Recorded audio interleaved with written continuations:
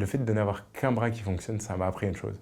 C'est que j'aurais pas assez d'une vie pour faire tout ce que j'ai envie de faire avec un seul bras.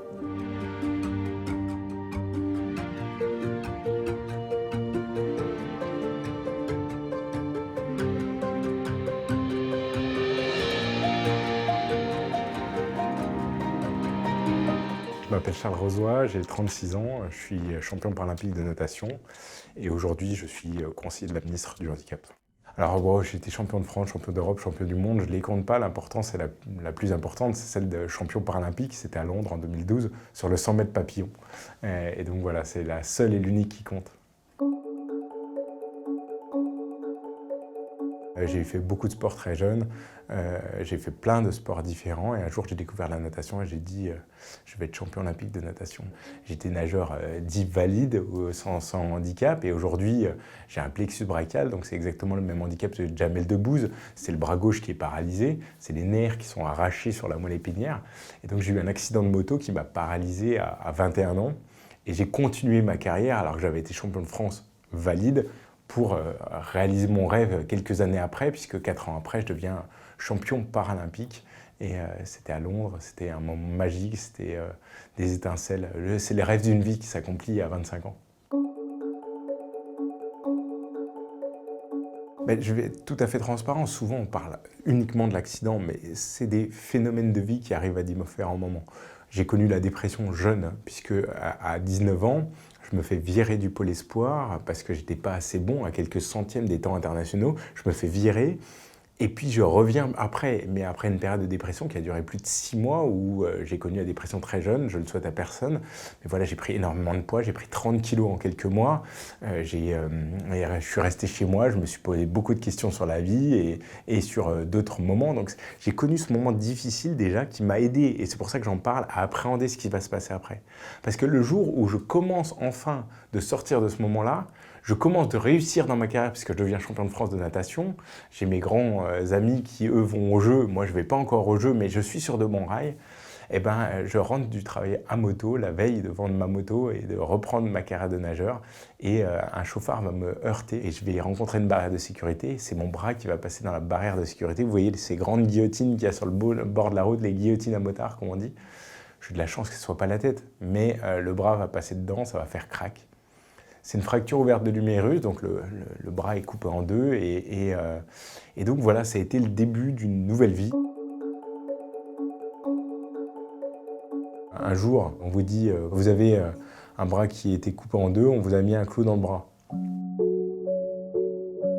Tu vas voir le grand professeur, il te fait des analyses, il me plante des aiguilles dans le bras, il me dit « Est-ce que vous sentez ?» Non, je ne sens rien. Il me met des électrodes sur le bras, il me dit « Est-ce que vous sentez quand je mets des coups de jus ?» Non, je ne sens rien. Et là, il me regarde et il me dit « Monsieur Rozoy, vous avez un bras qui ne marche plus. » Là, ben, bien sûr qu'on descend. Et moi, je prends une claque, j'ai 21 ans. Et là, je vous le dis, à ce moment-là, j'ai une larme qui coule sur ma joue. Et je lui dis « Mais je ne sais pas quoi. » Et là, il me dit « Monsieur Rozoy, vous ne savez pas chialer. C'est pas comme si vous avez le sida, vous n'allez pas en crever. » Mais en même temps, cette claque, ben, j'en ai fait une forte. Prends-toi par la main, fais parce que personne ne fera pour toi. Ça a été quelque chose qui, heureusement, m'a sauvé à plusieurs reprises. Aussi bien dans ma relation avec les médecins, de pouvoir poser les questions, de pouvoir aller jusqu'au bout, de pouvoir faire confiance, mais aller demander réellement si est-ce que je peux faire mieux, est-ce que si je fais ça, ça va améliorer la situation. Je sais que ça peut être dur et que la vie est dure à certains moments, mais je le vis positivement dans le sens de l'action. Je fais pour que ça aille mieux. Je sais qu'il y a des choses à faire, je sais qu'il y a toujours des choses à améliorer. Très vite, je me remets en action, en mouvement. Je refais une activité physique qui est légère, mais je bouge pour que mon corps puisse éliminer tous les médicaments, pour que j'ai cette action en permanence positive pour ne pas rester et surtout me laisser dépérir parce que je sais que ça m'a été fatal une fois et que je n'avais pas envie de me retrouver chez moi à attendre et ne pas être proactif. Exprimer son besoin, c'est important et j'ai beaucoup essayé d'être là-dedans, de dire je ne comprends pas, je ne ressens pas ça, j'ai ça, est-ce que ça c'est normal, poser des questions. Mais c'était mon besoin.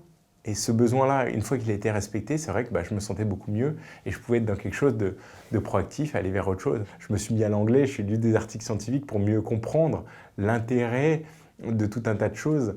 J'avais découvert qu'en faisant beaucoup de sport sur un bras, j'allais envoyer des informations à mon autre bras.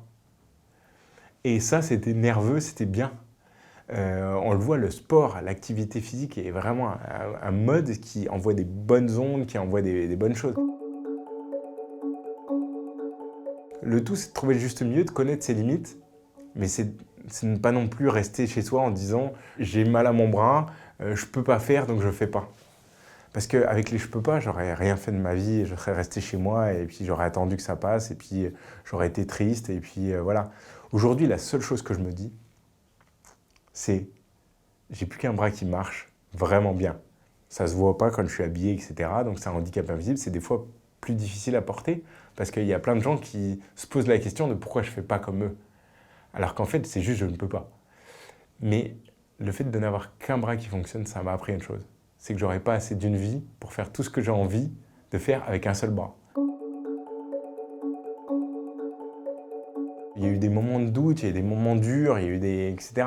Mais je suis allé puiser dans l'expérience que j'avais acquise, dans l'expérience des gens que je rencontrais, dans aussi des livres. J'ai lu beaucoup Alexandre Popov, Nager dans le vrai, qui s'était fait poignarder, qui était revenu au plus haut niveau. J'ai lu des gens qui m'inspiraient, des gens qui, sans non plus idolâtrer quelques personnes qui soient, et sans non plus apprendre leurs recettes pour me les appliquer à moi, parce que mes recettes à moi sont les miennes, et pas les leurs. Mais je me suis inspiré de ces parcours pour trouver ma voie et trouver ce qui me convenait. J'ai fait de la méditation, de l'hypnose, de la sophrologie. Je suis allé gérer la douleur autrement. À l'époque, j'étais comme tout le monde, bourré de médicaments pour ne pas avoir mal. Les gens me disent « Est-ce que tu as mal ?» J'ai mal au quotidien. Aujourd'hui, j'ai mal devant vous, là j'ai mal. J'ai mal au cervical, j'ai mal au dos, j'ai mal. Mais à un moment donné, j'ai appris à gérer autrement cette douleur. Je ne prends quasiment plus de médicaments. Je me prépare physiquement, mentalement, je mange mieux aussi, je fais tout un tas de choses qui me permettent de pouvoir être dans cet état d'esprit. Personnellement, moi j'ai alterné entre besoin de solitude et besoin d'être entouré. Et c'est ça qui n'est pas forcément facile pour les autres. Je vais vous dire, je pense que c'est plus dur pour les gens qui nous entourent que pour moi-même. Moi, j'étais dans un combat, j'y allais. Ça n'a pas toujours été un combat, hein. J'ai été au fond du seau. Mais j'ai beaucoup perdu de gens.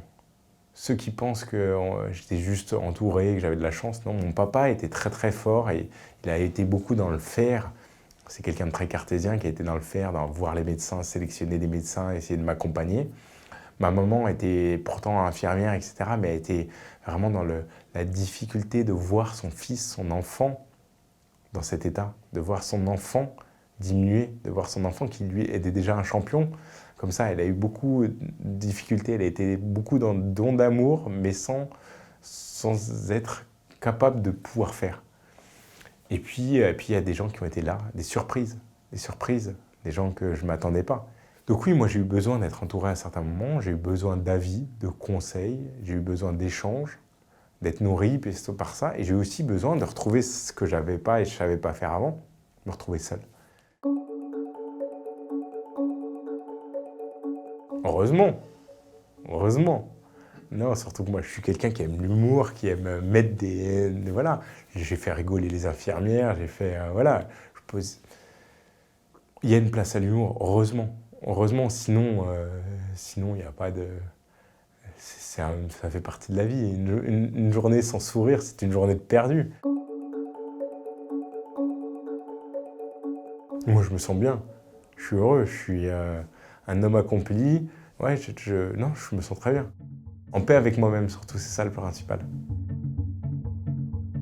J'ai connu beaucoup de choses en 36 ans. D'ailleurs, souvent, quand j'en parle avec des amis qui sont très âgés, parce que j'ai beaucoup d'amis beaucoup plus âgés que moi, ils me disent « T'en as quand même vécu en 36 ans ». J'ai l'impression un peu, les deux anciens qui se parlent comme ça. Mais oui, chaque épreuve, et aujourd'hui, je sais qu'il y a encore des épreuves qui vont venir, parce qu'il y en aura de nouvelles, elles vont m'apprendre.